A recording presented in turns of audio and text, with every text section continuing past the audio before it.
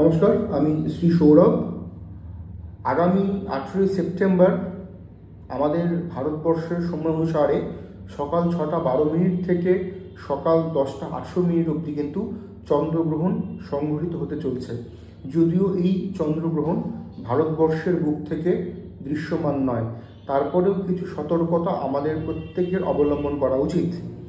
যারা কর্কট রাশি কিংবা কর্কট লগ্নে রয়েছেন, যাদের চন্দ্রের নক্ষত্রগুলোতে জন্ম হয়েছে কিংবা যাদের ব্যক্তিগত জন্মকুণ্ডলিতে চন্দ্রের দশা বা চন্দ্রের অন্তর্দশা চলছে, তারা অবশ্যইভাবে এই সময়ে আপনারা ঠাকুরের নাম স্মরণ করবেন।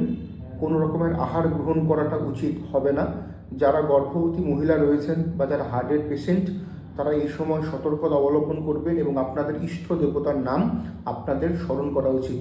এই চন্দ্রগ্রহণের ফলে কিন্তু অর্থনৈতিক দিকটা আমাদের দেশ, আমাদের রাজ্য তথা আমাদের সোসাইটির ক্ষেত্রে, বিশ্বের ক্ষেত্রে আরও বেশি করে সমস্যা নিয়ে আসবে। প্রাকৃতিক দুর্যোগের পাশাপাশি আরও বেশি করে রাজনৈতিক অস্থিরতা কিন্তু আমরা লক্ষ্য করতে পারবো। বেশ কিছু দুঃসংবাদ আমরা কিন্তু লক্ষ্য করতে পারবো। এই চন্দ্রগ্রহণের ফলে অবশ্যইভাবে আমাদের সোসাইটিতে একটা জরাজীর্ণতা, একটা সমস্যা কিন্তু লক্ষ্য করা যাবে। আমরা এটাই পরমেশ্বরের কাছে প্রার্থনা করতে পারি, আমরা প্রত্যেকের জন্য সুস্থ এবং ভালো থাকতে পারি। এই চন্দ্রগ্রহণের ফলে যারা কর্কট রাশি কিংবা কর্কট লগ্নে রয়েছেন, যাদের চন্দ্রের মহাদশা জন্ম হয়েছে কিংবা যাদের এই মুহূর্তে চন্দ্রের দশা বা অন্তর্দশা চলছে, সেপ্টেম্বর মাস, অক্টোবর মাস, নভেম্বর মাস, ডিসেম্বর মাস, এই 3-4টে মাস কোনো রকম আর্থিক ইনভেস্টমেন্ট করাটা উচিত হবে না। কোনো রকমের বিবাহ কেন্দ্রিক সম্বন্ধ দেখা কিন্তু উচিত হবে না। এবং অবশ্যইভাবে আমাদের কিন্তু এই সময়গুলোতে এই রাশি লগ্নের এবং যাদের চন্দ্রের দশা মহাদশা চলছে বা অন্তর্দশা চলছে কিংবা যাদের চন্দ্রের নক্ষত্রে জন্ম, তাদেরকে কিন্তু অনেকটাই বুঝে শুনে কাজ করতে হবে।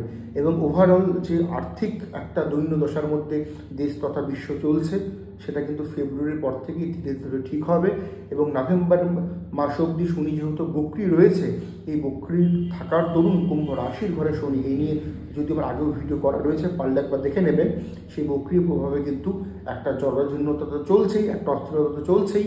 চন্দ্রগ্রহণ সে অস্থিরতাকে কিন্তু কোথাও না কোথাও আরও বৃদ্ধি করতে চলছে। প্রত্যেকে সেফ থাকুন, সতর্ক থাকুন এবং অবশ্যইভাবে সঠিক আধ্যাত্মিকতার পাশে থাকুন। নমস্কার।